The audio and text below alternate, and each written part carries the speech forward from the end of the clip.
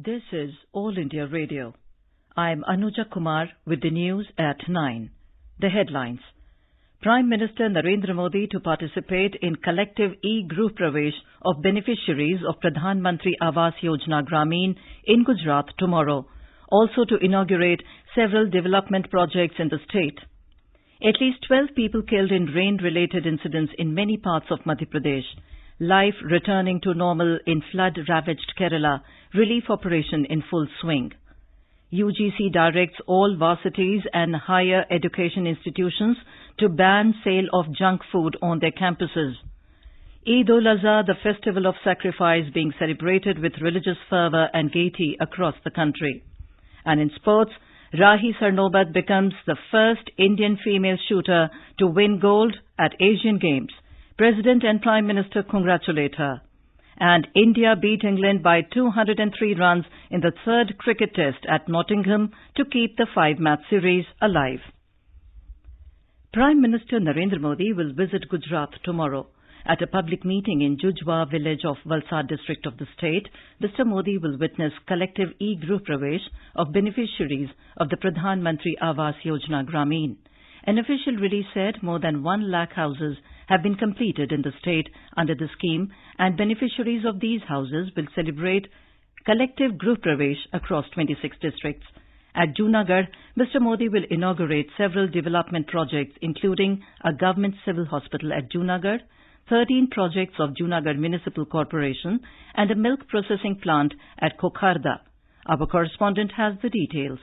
These houses were built under the Pradhan Mantri Gramin Awaas Yojana at the cost of rupees 1,727 crore. Prime Minister will also lay foundation stone of group water supply scheme to provide drinking water to the remote villages of Dharampur and Kaprada at the cost of rupees 586 crore. He will also distribute certificates and employment letters to the beneficiaries under various development schemes, including Deen Dayal Upadhyay Gramin Kaushal Vikas Yojana, Mukhyamantri Gramoday Yojana, and National Rural Livelihood Mission. Mr. Modi will also dedicate the development projects worth of rupees 450 crore rupees in Junagadh, which include 300-bed newly built civil hospital. He will deliver convocation address at Gujarat Forensic Science University in Gandhinagar before his departure. Yogesh Pandya, Air News, Ahmedabad. Prime Minister Narendra Modi, along with BJP Chief Amit Shah, handed over the ashes of Atal Bihari Vajpayee to the party's state unit presidents at a function in New Delhi today. The BJP will take out yatras with urns carrying ashes of the former Prime Minister in all districts and immerse those in rivers across the country. The urns with the ashes of former Prime Minister were immersed at Tavi River in Jammu city this evening. These were immersed in the river by BJP State President Ravinder Rana, who was accompanied by MOS in PMO Dr. Jitendra Singh and other senior leaders. In Madhya Pradesh, at least 12 people have been killed in rain-related incidents as heavy showers continued in many parts of the state.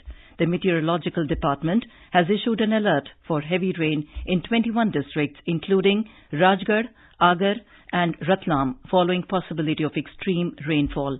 Torrential rainfall in the state caused havoc in many districts, including Bhopal, Vidisha, Raisen, Jhabua, and Mandsaur. A state-level control room has been constituted in the Disaster Management Centre, Bhopal.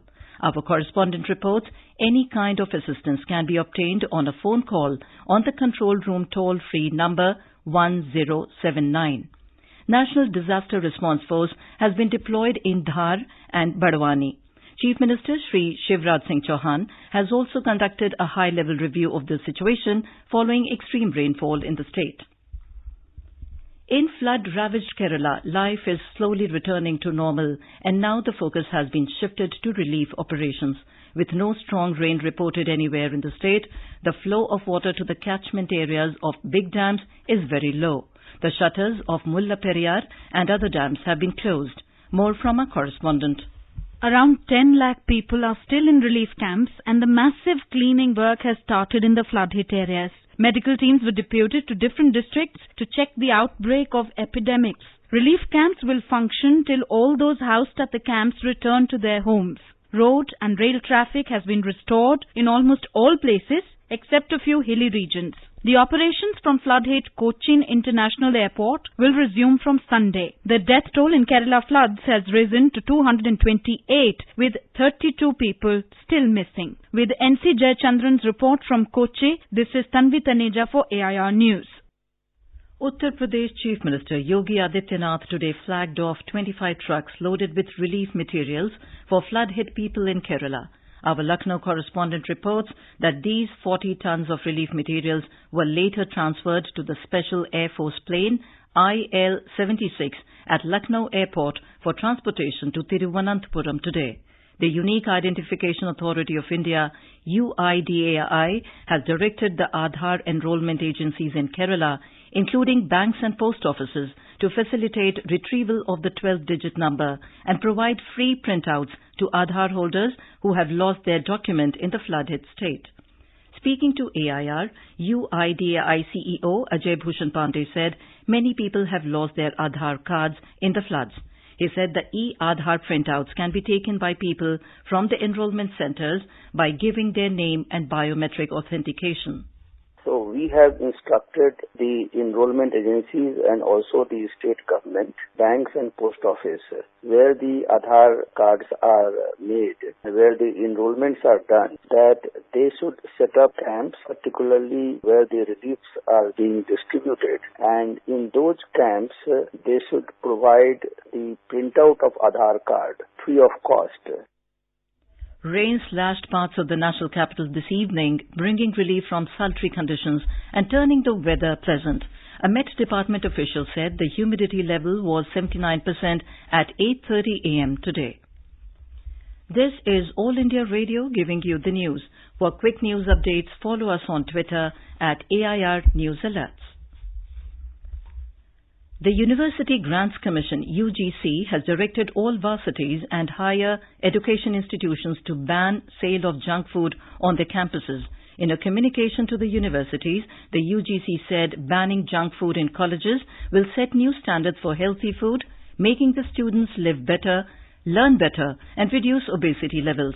The circular was issued after a directive from the HRD Ministry asking the UGC to ban the sale of junk food on premises of higher education institutions.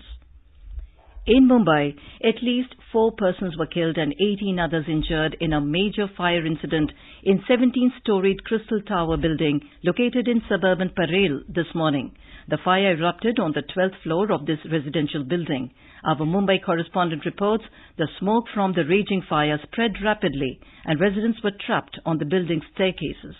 About 30 to 35% trapped inside the Crystal Tower building, rescued by the Fire Brigade Mumbai using special appliances. According to the Fire Brigade officials, the fire was brought under control by the afternoon and cooling operations were carried since then. Of the 22 people rushed to the KEM hospital, 4 were declared dead on arrival and the remaining 18 injured, including 6 women, were undergoing treatment and their condition was reported to be stable. According to the BMC, building's electric duct was not sealed at each floor level was the major cause of the fire and dense smoke spread on upper floors. Nivedita Bhorkar, AIR News, Mumbai.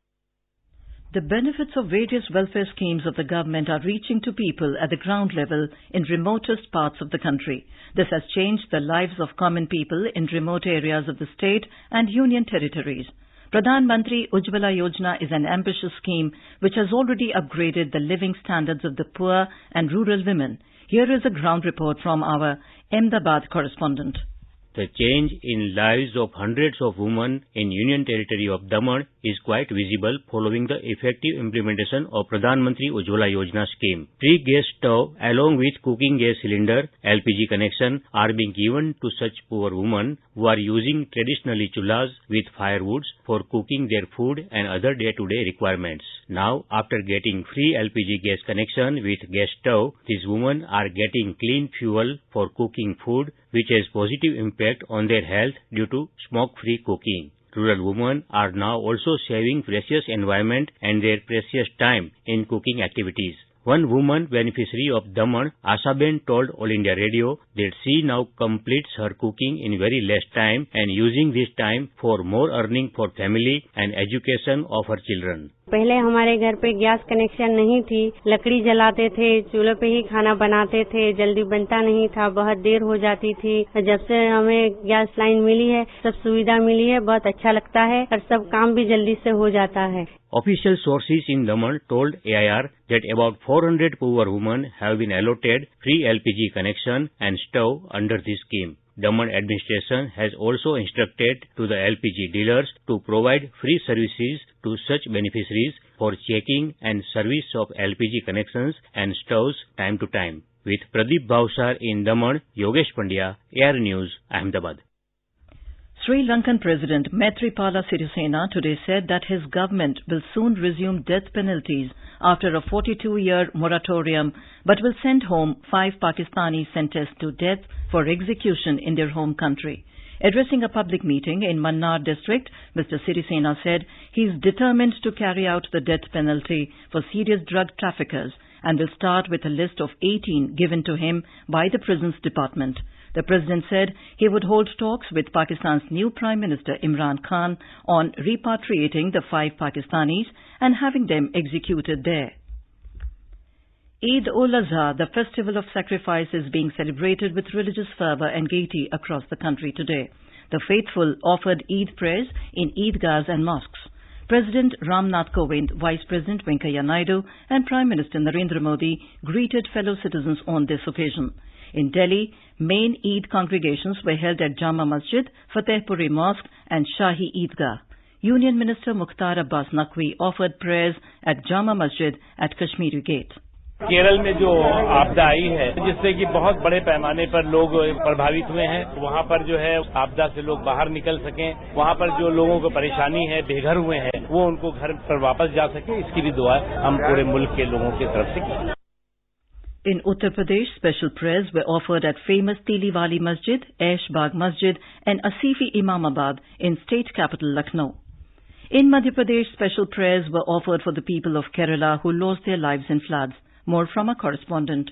People thronged different mosques and Eidgah and greeted each other. Lakhs of people offered Nawaz at Eidgah, Jama Masjid, Moti Masjid and other major mosques of the capital city Bhopal. Eid also celebrated in Indore, Gwalior, Jabalpur, Ujjain, Sagar, Satna, Rewa and various other places of the state. Imama Bhopal Eidgah requested to donate in a big way for the people of Kerala who are facing severe crisis due to flood and rains. Elaborate security arrangements have been made all over the state in view of the festival. Sanjeev Sharma, AIR News, Bhopal.